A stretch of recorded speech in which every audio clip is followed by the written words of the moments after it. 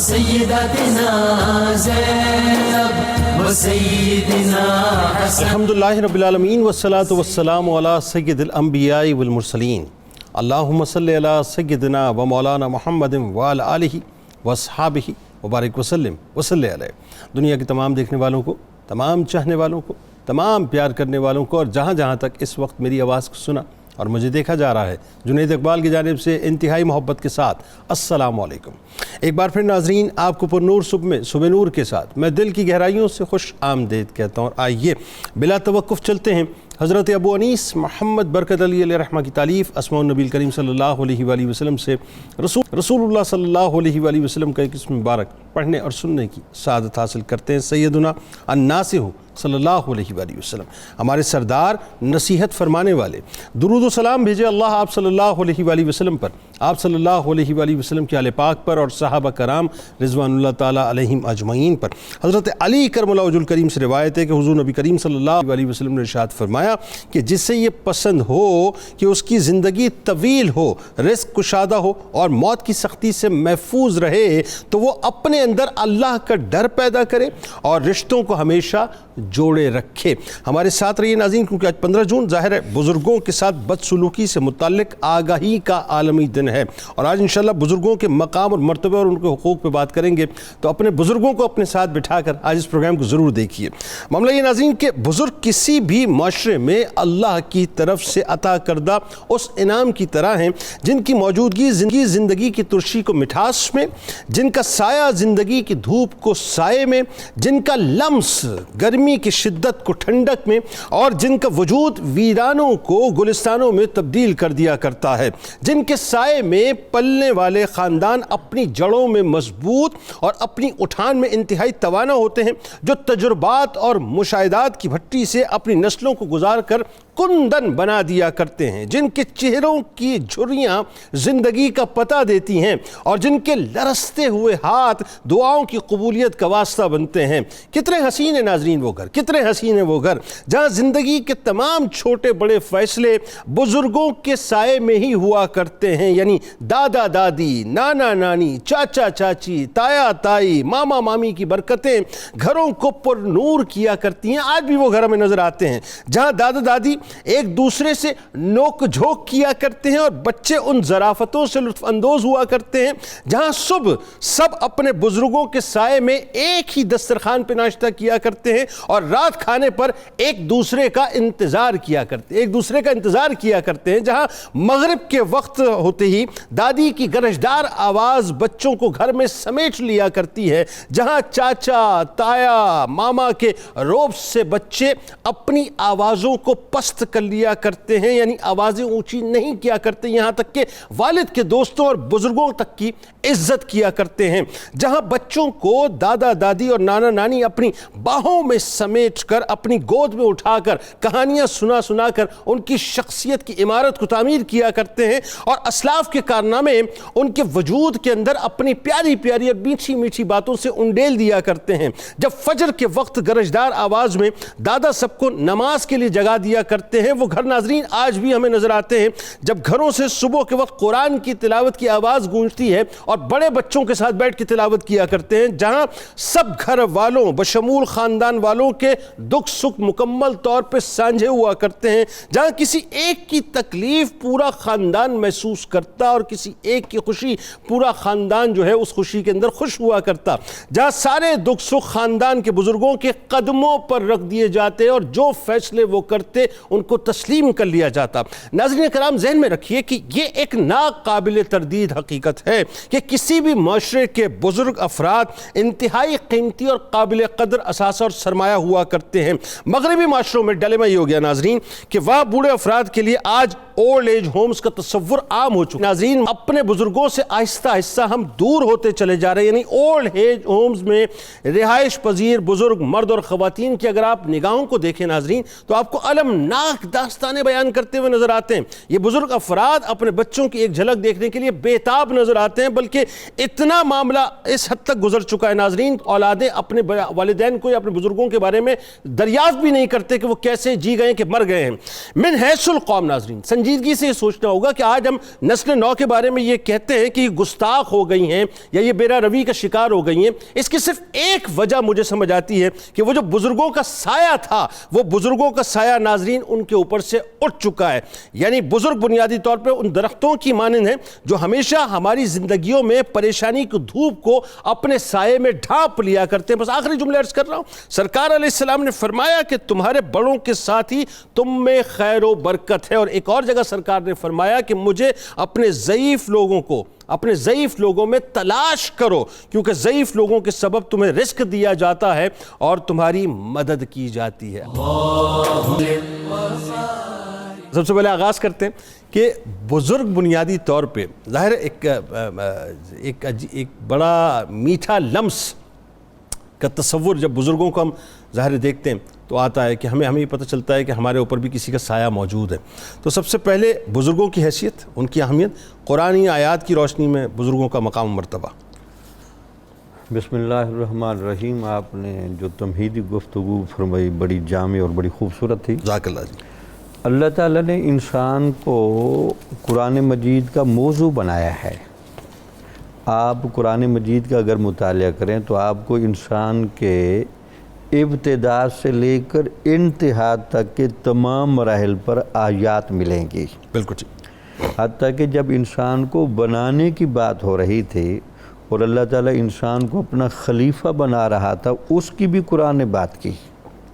اس کے بعد اللہ تعالیٰ جب انسان کو احسن تقویم اور احسن خلق فرمایا، اس کو بھی بیان کیا. ٹھیک. پھر انسان کو تمام مخلوقات سے افضل کیا، وہ بھی بیان کیا. خیر و شر کی صلاحیتیں رکھیں، وہ بھی بیان کیں. اور اس دنیا کا جو ایک آزمائش پر مبنی نظام ہے وہ سب کچھ بیان کیا. حتیٰ کہ انسان کے بڑھاپے سے متعلقہ چیزیں بھی قرآن نے موضوع بحث بنایا اور اس کو اتنی گہرائی کے ساتھ اور وسعت سے بیان کیا. صرف ایک قرآن کی آیت کو غور سے دیکھیں. وَمَن نُعَمِّرْهُ نُنَكِّسْهُ فِي الْخَلْقِ. جس بندے کو ہم عمر میں بڑا کرتے جاتے ہیں تو وہ خلق کے اعتبار سے، جسم کے اعتبار سے بہت کمزور ہوتا جاتا ہے. ٹھیک. افلا تعقلون. کیا تم اس کے باوجود بھی عقل نہیں رکھتے؟ تو دیکھیں اللہ تعالیٰ نے دعوت عقل دی ہے کہ یہ جو مرحلہ ہے، انسان نے بچپن گزارا، پھر شباب گزارا، اس نے کمایا، اس نے تجربات حاصل کیے، زندگی کی تلخیوں سے الجھتا رہا، مسائل کو حل کرتا رہا، خاندان کو پالا پوسا. اب جب وہ ایک کمزوری کی سطح کو آ گیا ہے، اب وہ زیادہ چل پھر نہیں سکتا، اس کے وجود میں طاقت نہیں، اس کی بہت ساری خواہشات دبی رہ گئی ہیں. آیا اس بات پر تم اپنی عقل استعمال نہیں کرتے؟ یہاں یہ سب کے نزدیک عقل کے استعمال نہ کرنے کی جو بات ہے وہ اس بندے کو اس سارا جو رسپانس ملنا چاہیے، اس بندے کی جو تکریم ہونی چاہیے، اس بندے کی محنت کا جو اجر ملنا چاہیے، اور اس بندے کو جو رسپیکٹ ملنی چاہیے، جو سرداری ملنی چاہیے، جو اس کے تجربات سے فائدہ اٹھانے کے لیے فیصلہ جاتی مرحلے پر اس کو فائز ہونا چاہیے. ان باتوں کو تم سمجھنے کی کوشش نہیں کر رہے. اور ایک طرف یہ بھی اشارہ ہے کہ تمہیں بھی اسی منزل پہ آنا ہے، تمہیں بھی اسی عمر میں آنا ہے، تمہیں بھی ضعف میں آنا ہے، تمہیں بھی کمزوری پہ آنا ہے. اور اس بات کو اللہ تعالیٰ نے اپنی قدرت الہیہ کے ساتھ بھی وابستہ کیا اور اس بات کو ایمان بالآخرت کے ساتھ بھی جوڑا کہ انسان کے مراحل سے گزرتے جا رہا ہے. تو لہٰذا ان بزرگوں کا رسپیکٹ کرنا، ان کے تجربات سے فائدہ اٹھانا اور پھر ان کو سرداری کا حق دینا. یہ گھر میں جس طرح آپ نے شروع میں جملے فرمائے، کتنے سایہ دار درخت ہیں، کیا کچھ انہوں نے برداشت نہیں کیا. چیزوں کو سنجیدگی سے سمجھنے کی کتنی صلاحیت ہوتی ہے. لہٰذا ہمیں ان کو وہ تمام عزت دینی چاہیے. وہ تو قرآن مجید کا واضح فرمان ہے کہ احسان کے بدلے میں احسان تو دینا چاہیے نا. یہ کتنا احسان کر کے لائے، بچوں کو جوان کیا، عورتوں کی حفاظت کی، گھروں میں وہ محافظ بن کے رہے، اس کے علاوہ سب کو اس معاشرے کا ایک کارآمد کارکن بنایا، پالا پوسا، کسب معاش کیا، معاشرے کی تلخیوں سے الجھے اب ان کا یہ حق بنتا ہے کہ ان کی تکریم ہو، ان کی عزت ہو، واہ۔ اور اس کے احسان کا بدلہ احسان میں نہ چکایا جائے۔ یعنی ان کے چہرے کی جھریاں، جیسا کہ میں ابتدا میں عرض کر رہا تھا، اور ہاتھوں کی لرزش بتاتی ہے جی۔ کہ کتنے حوادث زمانہ کو اپنے وجود پر سہتے رہے اور ہمیں ٹھنڈک دیتے رہے، ہمیں ٹھنڈک دیتے ہے نا؟ اچھا، قرآن نے 2 واقعے اور بھی لیے ہیں۔ وہ کیا؟ وہ دیکھیں انبیاء کے تناظر میں واقع ہیں۔ ہاں، وہ کیا؟ حضرت موسیٰ علیہ السلام جب مدین کی طرف جا رہے ہاں، تھے، ٹھیک ہے۔ تو وہاں ایک کنویں پر پہنچے۔ ہاں۔ آپ اس منظر کو جب دیکھتے ہیں کہ 2 بچیاں اپنی بکریوں کو لے کر الگ کھڑی ہوئی ہیں، باقی لوگ اپنی بکریوں اور جانوروں کو تیزی کے ساتھ کنویں کا پانی پلا رہے ہیں، اور آپ جب اس صورتحال کو دیکھتے ہیں کہ ان کو دیر بھی کافی ہو رہی ہے، تو آپ حضرت شعیب علیہ السلام کی ان بیٹیوں کے قریب گئے، جبکہ آپ کو پتہ نہیں ہے کہ شعیب علیہ السلام کی بیٹی ہے، تعارف نہیں ہوا۔ ہاں، آپ پوچھتے ہیں کہ آپ کیوں اس طرح کھڑی ہیں، تو وہ کہتے ہیں جی یہ جب پانی پلا کے چلے جائیں گے، ہمارا والد بوڑھا شیخ ہے۔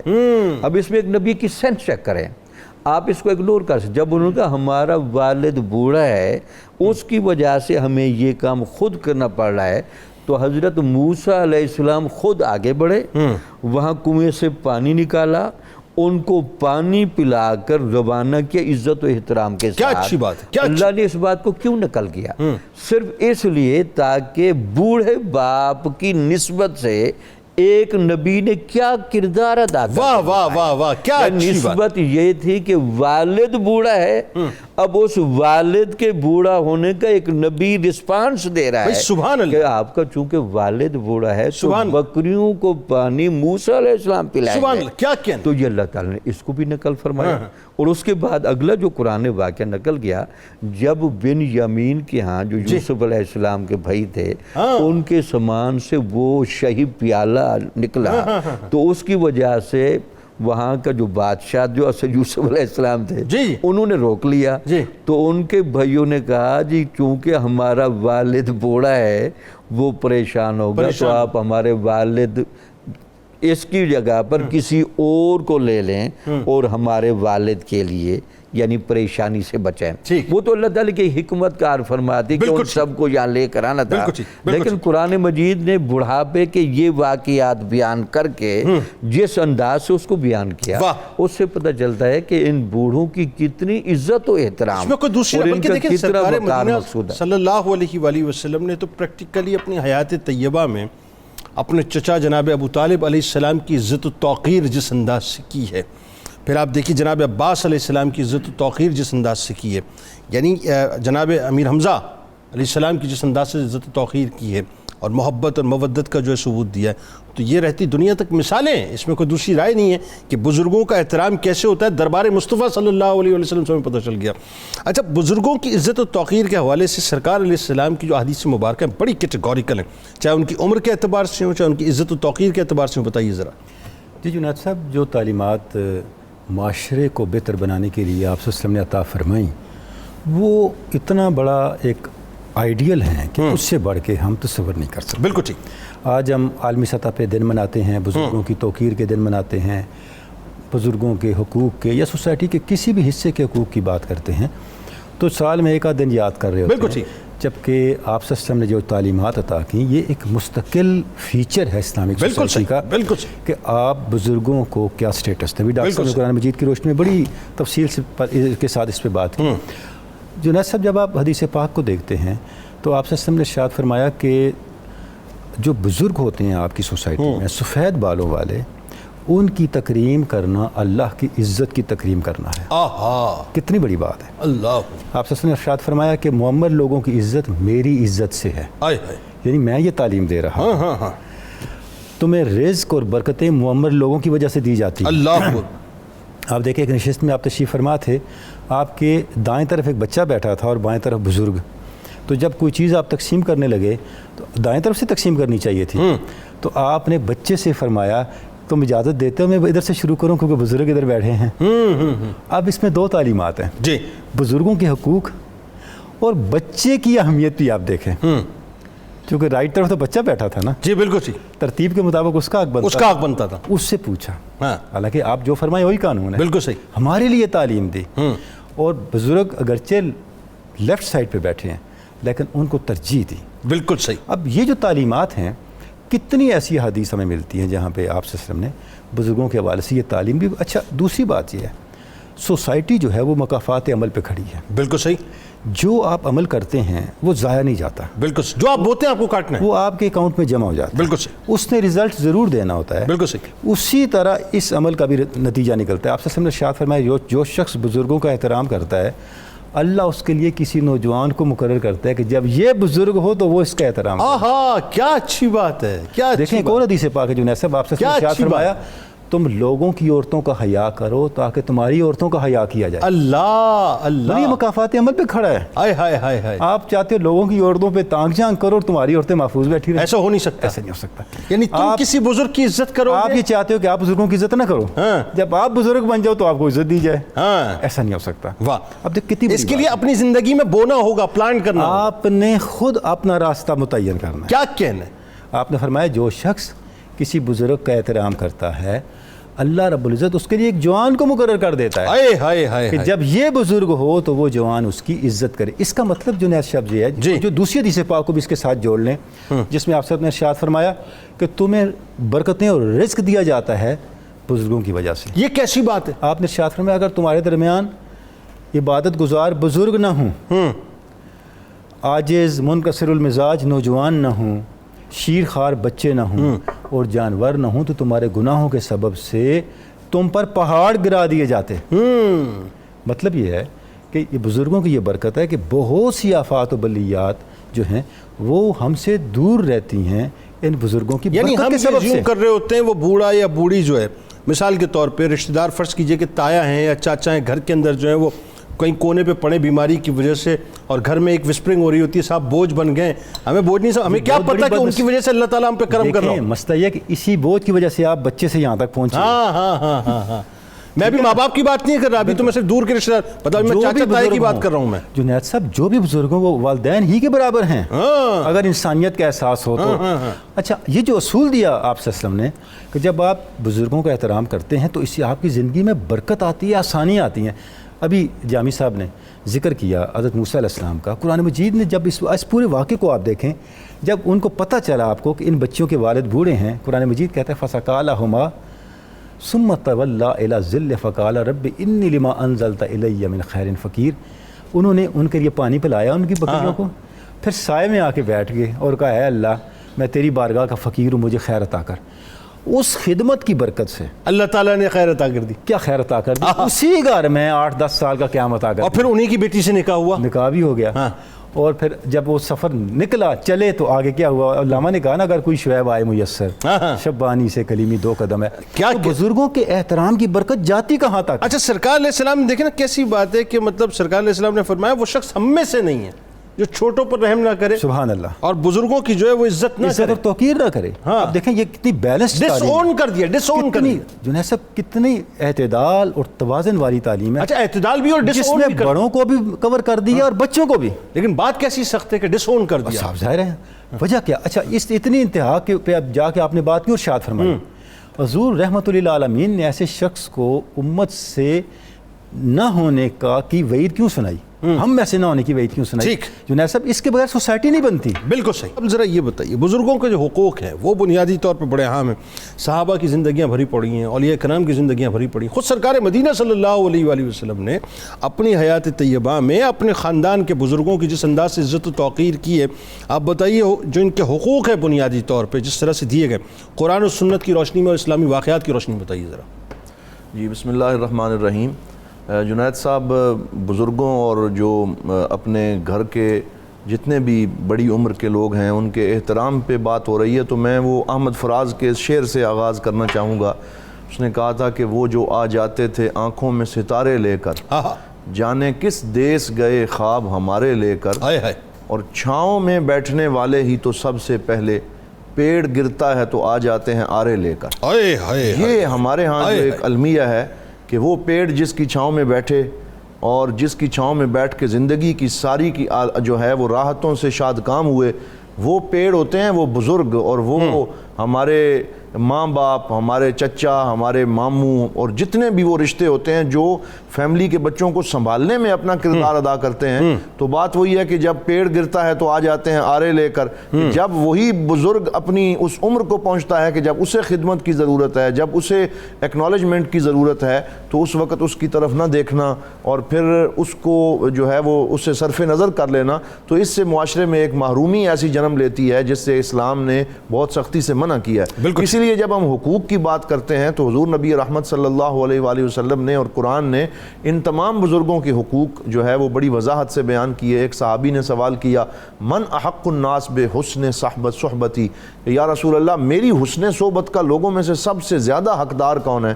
تو حضور صلی اللہ علیہ وسلم نے یہ حق دیا، فرمایا اموں کا، 3 دفعہ فرمایا تیری ماں تیری حسن صحبت کی حقدار ہے، جو تیری بزرگ ہے اور جس نے تجھے پالنے میں اور تیری تربیت میں کردار ادا کیا. ثم ابو کا، پھر تیرا باپ تیری حسن صحبت کا حقدار ہے. اسی طرح وہ حدیث پاک بھی اگر آپ سامنے رکھ لیں کہ صحابی جو ہے وہ حاضر ہوئے اور جہاد پہ جانے کی خواہش ظاہر کی، تو پوچھا کہ کیا تیرے ماں باپ زندہ ہیں؟ جی حضور وہ تو زندہ ہیں. فَفِيهِمَا فَجَاهِدْ، کہ تو ان کی خدمت میں جہاد کر، تیرا وہ جہاد ہے.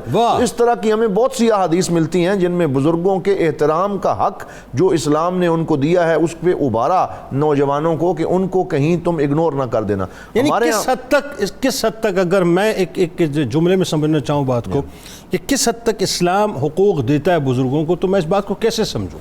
یعنی اس کے ایکسٹریم پیمانہ کیا ہے؟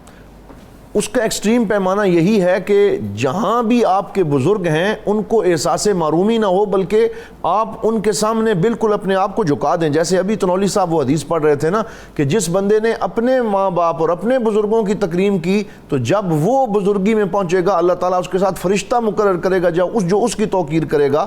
اور یہاں پر حضور صلی اللہ علیہ وسلم نے ایک حق بزرگوں کو یہ بھی دیا، فرمایا کہ جو تمہارے ماں باپ اور بڑے ہیں جب وہ اس دنیا سے چلے جائیں تو تم ان کے بعد ان کے دوستوں کی تکریم بھی کرتے رہنا، یہ بھی ان کا حق ہے. ہمارے ہاں سب سے بڑا المیہ جنید صاحب یہ ہے کہ ہم میں سے بعض لوگ اپنے ماں باپ اور اپنے بزرگوں کو جب وہ بزرگ ہو جاتے ہیں تو مہینے کے بعد 1000 2000 پیش کر کے وہ یہ سمجھتے ہیں کہ ہم نے حق ادا کر دیا اور ہم نے خدمت کر دی. ان کو پیسے دینا ان کی اتنی خدمت نہیں ہے جتنا ان کو وقت دینا ان کی خدمت ہے. واقعات کی روشنی میں بتائیے کچھ. اب اس میں 2 واقعات میں عرض کرنا چاہوں گا. ایک تو وہ بڑا مشہور ایک واقعہ ہے کہ حضور صلی اللہ علیہ وآلہ وسلم نے ایک منظر بیان فرمایا، اور وہ منظر یہ ہے کہ 3 لوگ تھے اور وہ جا رہے تھے اور راستے میں بارش ہوئی اور وہ ایک غار میں چلے گئے اور آگے ایک چٹان آ گئی. یہ پورا ایک منظر اور سینیریو حضور صلی اللہ علیہ وسلم نے بیان کیا. اب وہ چٹان سامنے سے ہٹ نہیں رہی، کیسے ہٹے؟ تو انہوں نے آپس میں سوچا اب تو مر ہی جائیں گے، چلیں اپنا کوئی ایسا عمل پیش کرتے ہیں جو ہم نے اخلاص نیت سے کیا ہو تو اللہ تعالیٰ ہمارے اوپر مہربانی فرما دے.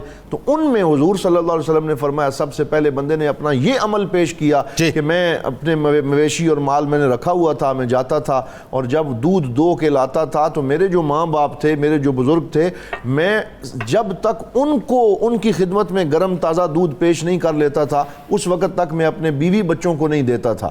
تو ان کی میں خدمت کرتا تھا، ان کا میں ریگارڈ کرتا تھا. اور ایک رات ایسی بھی آئی کہ جب میں وہ لے کے آیا اور ساری رات میں کھڑا رہا کیونکہ میرے ماں باپ سو چکے تھے. میں نے کہا جب تک یہ نہیں اٹھیں گے اور میں اپنی عادت کے مطابق ان کی خدمت نہیں کروں گا کسی اور کو نہیں دوں گا. تو اللہ تعالیٰ نے اس عمل کی وجہ سے اس چٹان کو اپنی جگہ سے سرکا دی. اس سے پتہ چلتا ہے کہ یہ کتنا بڑا عمل ہے جو مصیبتوں کو دور کرتا ہے. اور دوسرا واقعہ جو میں یہاں عرض کرنا چاہوں گا وہ حضرت سیدنا زید ابن ثابت کا ہے. جلیل القدر صحابی تھے اور بہت جو بڑی عمر انہوں نے پائی اور بزرگ ہو گئے. ایک دفعہ ایک جنازہ پڑھانے تشریف لائے، صحابہ کرام کی صفیں لگی ہوئی ہیں، تو حضرت زید ابن ثابت آگے آئے، جنازہ پڑھایا. جب جنازہ پڑھا کے سواری پہ بیٹھنے لگے تو حضرت سیدنا عبداللہ ابن عباس رضی اللہ تعالیٰ عنہ جو حضور کے چچا کے بیٹے ہیں وہ آگے آئے اور آگے آ کے جب انہوں نے قدم رکھنے چاہے اپنی سواری کے اوپر تو نیچے ہتھیلی رکھ دی کہ آپ یہاں ایسے آپ قدم رکھیں. تو انہوں نے کہا یہ آپ کیا کر رہے ہیں؟ کہا ہاکذا امرنا ان نفعل بعلمائنا، ہمارے نبی نے ہمیں حکم دیا ہے کہ ہم اپنے علماء کا یوں احترام کریں اور اپنے بزرگوں کا یوں احترام کریں. تو حضرت سیدنا زید ابن ثابت نے بزرگ ہونے کے باوجود آگے بڑھ کے حضرت عبداللہ ابن عباس کے ہاتھ تھام لیے. انہوں نے کہا جناب آپ نے ایسا کیوں کیا؟ کہا ہاکذا امرنا ان نفعل باہل بیت نبینا، فرمایا ہمارے نبی نے ہمیں اپنی اہل بیت کا یوں احترام کرنے اس پہ کوئی دوسری جو سیلف ریسپیکٹ ہے اور یہ جو آپس میں ایک باہمی احترام ہے، اس کا اسلام نے سرکار مدینہ صلی اللہ علیہ وآلہ وسلم کی حیات طیبہ میں تو آپ پریکٹیکلی دیکھ لیجئے نا کہ جس طرح سے سرکار نے اپنی زندگی میں پریکٹیکلی بزرگوں کا احترام، میں نے جیسا کہ 3 رشتے گنوائے، اپنے چچاؤں کا احترام کیا، دیگر جو اپنی پھپھیوں کا احترام جس انداز سے کیا سرکار مدینہ صلی اللہ علیہ وسلم نے. بلکہ آپ دیکھیے فتح مکہ کے موقع پہ جناب صدیق اکبر رضی اللہ تعالیٰ عنہ جب اپنے والد گرامی حضرت ابو قحافہ رضی اللہ تعالیٰ عنہ کو لے کر آئے تو سرکار نے، چونکہ وہ سسر کے والد، اب سسر بھی تھے نا رشتے میں، تو سسر کے والد، سرکار نے فرمایا میں چونکہ ان میں ذوف بہت تھا، میں خود چل کے آتا، آپ ان کو کیوں لے کے آئے، ان کو کیوں تکلیف؟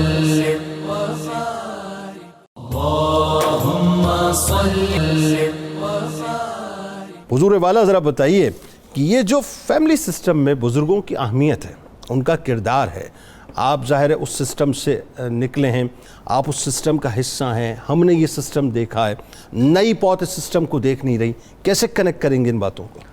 اس پر تفصیلی گفتگو کرنے سے پہلے میں ایک بڑا خوبصورت واقعہ سنوں. ہماری سیرت کی کتابوں میں اور تصوف کی کتابوں میں ایک بڑا خوبصورت واقعہ لکھا ہے. واقعہ تو سارے خوبصورت ہوتے ہیں. اس میں لکھا ہے حضرت موسیٰ علیہ السلام نے اللہ تعالیٰ سے پوچھا، اے اللہ تعالیٰ میری امت کا سب سے افضل ترین بندہ کون سا ہے؟ اچھا.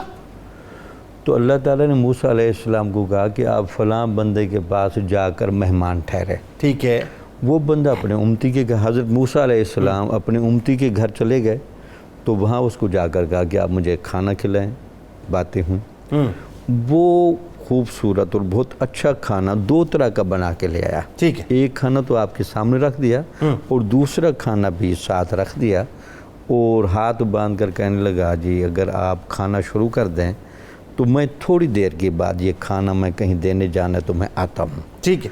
تو آپ نے کہا یہ اچھی بات نہیں، آپ میرے ساتھ کھا لیں پھر اس کے بعد یہ کھانا جس کو بھی دینا آپ دے آنا. ٹھیک ہے. تو اس نے کہا نہیں جی یہ نہیں ہو سکتا، آپ کھائیں، میں یہ کھانا کسی کو دے کر آؤں گا تو پھر کھاؤں گا. پھر کھاؤں گا. آئے ہے. تو آپ نے کہا نہیں پھر میں نے بھی کھانا نہیں کھانا، میں نے آپ کے ساتھ جانا ہے. اچھا. تو موسیٰ علیہ السلام اس بندے کے ساتھ جا رہے ہیں. وہ بندہ ایک ایسی جگہ پر گیا جہاں دیکھنے میں کوئی جانور بندھا ہوا تھا. ہاں. وہ بندر تھا تو وہ دیکھا کہ یہ وہاں گیا، اس نے اس کا منہ صاف کیا، اس کا بدن صاف کیا، اس کے سامنے کھانا رکھا. یہ بندر کی بات ہو رہی ہے. بندر اس کو کھانا کھلایا. اچھا. تو آپ نے پوچھا یہ کون ہے؟ ہاں. اس نے کہا جی یہ میرا والد ہے. یہ میرا والد ہے. یہ کیا بتا؟ یہ گناہوں کی وجہ سے بندر بن گیا ہے. اوہو. تو لیکن اس کے باوجود بھی میرے دل پر کوئی بوجھ نہیں. اللہ جامی وہ صاحب ہے کیا بات بتا دی اس کا آپ نے. معاملہ اور اس کے اللہ کا معاملہ. لیکن چونکہ یہ میرا والد ہے میں روزانہ کھانا تیار کر کے اس کو آ کر پہلے کھلاتا ہوں، اس کو صاف کرتا ہوں، اس کو پیار کرتا ہوں، اس کے بعد میں جا کر کھانا کھاتا ہوں. تو حضرت موسیٰ علیہ السلام اس بندے کے ساتھ آئے، اس کو کھانا کھلانا، اور آپ دیدہ تھے. آپ نے کہا اللہ کے بندے تیرا والد اس لیول کا تھا کہ اللہ نے اس کی شکل بدلی. اس نے کہا جی میرے ضمیر پر فرق نہیں آیا، اس وقت بھی یہ میرا والد تھا، یہ اب بھی میرا والد ہے. یہ اللہ تعالیٰ نے حضرت موسیٰ علیہ السلام کو بتایا. لیکن آپ فیملی سسٹم کا بتائیے، بزرگوں کی جو اہمیت اور کردار. بزرگوں کی اہمیت اور کردار میں آپ کو پتہ ہے سب سے پہلا مرحلہ جو پیش آتا ہے وہ تو ہوتا ہے نا بچے کو جوان کرنا. اب اس بچے کو جوان کرنے میں جہاں والدہ کا بڑا کردار ہے وہاں والد کا کردار دیکھیں. بالکل ٹھیک. اب لامل والد نے اس کے بہر کی حدود میں حفاظت بھی کرنی ہے، والد نے اس کو کسب معاش کے مسائل بھی فراہم کرنا ہے. بالکل ٹھیک ہے. اس کے باوجود جب بچہ جوانی کی عمر میں آتا ہے تو اگر بوڑھوں کی پراپر توجہ نہ ہو تو وہ جو جذباتی لمحات ہیں، پڑھنے کے لمحات ہیں، حفاظت کے لمحات ہیں، اس دوران جو 15-20 سال کا دورانیہ ہے اس کو والد کو پتہ نہیں اپنی آنکھیں کتنی تیز رکھنی پڑتی ہیں، کیسے سنبھالنا پڑتا ہے. وہ کسب معاش بھی کر رہا ہے، اس کی نگاہیں ادھر بھی محفوظ ہیں، گھر کے پورے کی حصار بھی باندھا ہوا ہے، ان کی حفاظت بھی کر رہا ہے. اس کے جب یہ بڑھ جاتا ہے اس کو جاب بھی دلانی ہے، اس کو سٹینڈ بھی کرنا ہے، اس کو کسب معاش کے قابل بھی بنانا ہے، اس کی شادی بھی کرنی ہے، اس کا گھر بھی بسانا ہے، اور پھر جب اس کی اولاد ہونی ہے اس اولاد کی بھی کیئر کرنی ہے، اس کی بھی کیئر کرنی ہے. دیکھ لیں اس کے اگر کاموں کی آپ لسٹ چیک کر لیں اس کے احسانات چیک کر لیں. یہ واقعہ ویسے میں نے نہیں بیان کیا, اس میں چیک کریں اللہ کے ایک نبی کو بتایا جا رہا ہے کہ اپنے امتی کو چیک کر کے دیکھ لیں اپنے والد کو کیسے رکھتا ہے. لیکن وہاں دیکھیں اگر ہم یہ ساری چیزیں جب جانتے ہیں سمجھتے ہیں اور اس کے باوجود وہ ان کو احسان کا بدلہ نہ دیں, ان کی دعائیں حاصل نہ کر سکیں, اس میں تو ہونا تو یہ چاہیے. حضرت بایزید بستامی سے پوچھیں کہ آپ کو ولایت عظمی کس نے دلوائی, ٹھیک, وہ کہتے ہیں میری ماں کے ہاتھوں نے مجھے دلوائی. جب انہوں نے محبت کے ساتھ دیا, جو تلاش کر رہا تھا وہ ماں کی دعا کے ماں کی دعاؤں میں ملا, تو ماں نے کہا اللہ تعالیٰ میرے بیٹے کو وہ اجر عطا فرما, وہ مقام عطا فرما جو زمانے میں کسی کا نہ ہو. اچھا اس میں وہی بات ہے, ایک تو یہ کردار, اور پھر ان کے اوپر والدین کے اوپر آ جائیے. ان کے والدین یعنی دادا دادی نانا نانی وہ ایک صاحبان کی حیثیت رکھتے ہیں, یعنی وہ بزرگ ہوتے ہیں کہ ایسا لگتا ہے کہ جیسے ساری زمانے کی دھوپ جو ہے اس گھر میں آ کے رک جایا کرتی ہے کہ سایہ بزرگوں کا والدہ دادا دادی اور نانا نانی کی صورت میں موجود لگتا ہے. تو یعنی کہ انسان جتنا ارتکاب پذیر ہوتا جاتا ہے اس کے تجربات, اس کا صبر و تحمل, مسائل کا فہم بھی بڑھتا ہے. اس لیے صرف والد تک نہیں, والد کے دادا, اس کے پھر آگے, بلکہ اس پورا نسب. اچھا اس میں اگر ہم اس کو لیں کہ حضور نبی اکرم صلی اللہ علیہ وسلم نے جہاں انسان کی بڑوں کی حفاظت کا بتایا ہے, وہاں نسب کے احترام کا بھی بڑا بتایا ہے. بالکل ٹھیک ہے, تاکہ آپ اس کو بھی یاد رکھیں. ڈاکٹر صاحب اب اس میں ایک بڑی اہم ترین بات آ گئی, اور یہ فرق آج اس موجودہ دور میں اگر میں بات کروں تو بہت واضح طور پہ نظر آتا ہے. یعنی ہمارا آپ کا ظاہر ہے, آپ تو ہمارے بزرگوں میں سے, میں آپ سے چھوٹا ہوں عمر میں, لیکن بات یہ ہے کہ اپنا جو نسلیں بزرگوں کے سائے میں پروان چڑھتی ہیں وہ نظر آتی ہیں, وہ نسلی نظر آتی ہے, اور جو نسلیں بزرگوں کے سائے کے بغیر پروان چڑھتی ہیں وہ اصلی نظر نہیں آتی ہیں. بڑا فرق نظر آتا ہے ان میں. یہ جو فرق ہے یہ ذرا بتائیے یہ کیا ہے, کس حد تک ضروری ہے اس بات کو سمجھنا؟ جی جنید صاحب دیکھیں بات یہ ہے کہ جو عمر انسان کو سکھاتی ہے اس کا کوئی متبادل نہیں ہے. بالکل صحیح. ہر چیز وقت کے ساتھ میچور ہوتی ہے. بزرگوں نے وقت سے جو لیا ہوتا ہے, وقت سے جو سیکھا ہوتا ہے, اور وقت نے جس طرح بزرگوں کو تراشا خراشا ہوتا ہے, سال آ سال کا سفر مہینوں یا دنوں میں تو نہیں طے ہو سکتا. یعنی اگر کوئی نوجوان نسل یہ سمجھے کہ وہ سفر جو بزرگوں نے سال آ سال اور کئی دہائیوں میں طے کیا ہے وہ چند سالوں یا چند مہینوں میں طے کر کے بزرگوں سے مستغنی ہو سکتے ہیں, تو یہ غلط فہمی ہے. بالکل یہ نہیں ہو سکتا. بالکل. لہٰذا جب کوئی نسل بزرگوں کے زیر سایہ پروان چڑھتی ہے تو وہ بزرگوں کے تجربات کو جذب کر کے آگے بڑھ رہی ہے. بالکل صحیح ہے. اچھا جب وہ بزرگوں سے نکل جاتی ہے یا بزرگوں کو ان کا مقام و منصب نہیں دیتی, ان کے زیر سایہ نہیں رہتی, تو لازمی بات ہے کہ اس کی پروان میں, اس کی نشو و نما میں وہ خلا رہ جاتا ہے. جنید صاحب جو خاندان کا اور جو سوسائٹی کا ایک معیار ہے وہ بن نہیں سکتا, ویلیوز بن نہیں سکتی, برکت آ نہیں سکتی جب تک آپ بزرگوں کے سائے کو تسلیم نہیں کرتے. دیکھیں نا, زیر سایہ رہنا سائے کو تسلیم کرنے سے شروع ہوتا ہے. بالکل صحیح. جب آپ بزرگوں کی سپیریئرٹی کو اگنور کر دیں تو کیا ہوگا, آپ کے لیے اس کی اہمیت ہی کوئی نہیں, چاہے آپ بزرگوں کے ساتھ ہی رہ رہے ہیں تو پھر تو کوئی اہمیت نہیں. جب ذہنی طور پہ تسلیم کرنے کی سطح پہ بزرگوں کی اہمیت ہی آپ کے دل میں نہیں رہ گئی تو وہ برکتیں اور وہ تاثیر پھر اٹھ جاتی ہے. میں ایک مثال عرض کروں گا. آپ دیکھیں کہ جس وقت حضرت یوسف علیہ السلام کے بارگاہ میں بنیامین کو بٹھا لیا گیا, جب وہ باہر نکلے, اب وہ سارے بھائی مشورہ کر رہے ہیں, قرآن مجید کہتا ہے مشورہ کر رہے ہیں, اور جو ان کو جو بڑا بھائی تھا اس نے کہا بھائی آپ تو ابو جان کے ساتھ قسم کھا کے آئے تھے اور وعدہ دے کے آئے تھے کہ ہم بنیامین کی بھی حفاظت کریں گے, تو یہ آپ نے کیا کیا؟ ٹھیک. تو انہوں نے کہا تو ہم تو اس میں مجبور ہیں. اب دیکھیں ایک جملہ کہا بڑے بھائی نے جس کو قرآن مجید نے محفوظ رکھا, فلن ابرح الارض حتی یاذن لی ابی او یحکم لی واللہ خیر الحاکمین, میں نے یہاں سے نہیں ہلنا تا وقت ہے کہ میرے والد مجھے واپس گھر آنے کی اجازت نہ دے دیں. کہاں مصر, کہاں کنعان, ہائے ہائے ہائے, ایک اجنبی دیس میں ہیں. بالکل صحیح. سارے بھائیوں کو بھیج دیا, بڑا بھائی وہیں بیٹھا ہے. بالکل ٹھیک. کہ میں تو ابو جان سے ایک وعدہ کر کے تھا, یہ کہ حیا ہے. صحیح. بڑوں کا حیا, بڑوں کے ساتھ کمٹمنٹ کا حیا, اس کی برکت کیا ہوئی, سارے کے سارے یوسف علیہ السلام کے پاس. اچھا اب اس کی دوسری طرف آ جائیے, دوسرے پہلو کی طرف, بالکل اپوزٹ پہلو کی طرف آ جائیے کہ جو نسلیں بغیر بزرگوں کے پروان چڑھ رہی ہیں یا جن کے بزرگوں کو انہوں نے ڈیٹیچ کر دیا اپنی زندگی سے, جنہوں نے اپنی زندگیوں سے اپنے بزرگوں کو نکال دیا ہے, ان کی صورتحال کیا ہے وہ بھی ہمیں نظر آ رہی تھی. ذرا اس پہ دیکھیں جنید صاحب, اگر آپ ان کی زندگیوں کو دیکھیں تو ان کی زندگیوں میں سوائے انتشار کے بے سکونی کے، اخلاقی اقدار کے مل یا میٹ ہو جانے کے آپ کو کچھ نہیں ملے گا۔ ٹھیک، مطلب یہ کہ یہ تجربہ کر کے دیکھ لیں، اس پہ تو سوشیالوجیکل ریسرچ موجود ہیں دنیا کی۔ یہ ایک پورا سوشیالوجی کا سبجیکٹ ہے کہ جب آپ سوسائٹی کو اس طرح الگ ڈس انٹیگریٹ کر دیتے ہیں، بزرگوں کو الگ کر دیتے ہیں، بزرگ تو جس بحران میں جاتے ہیں نئی نسل کتنی بے منزل ہو جاتی ہے، کتنی بے راہ رو ہو جاتی ہے، کتنے انتشار کا شکار ہو جاتی ہے، ان کی شخصیات کے اندر کتنے نفسیاتی مسائل پیدا ہو جاتے ہیں۔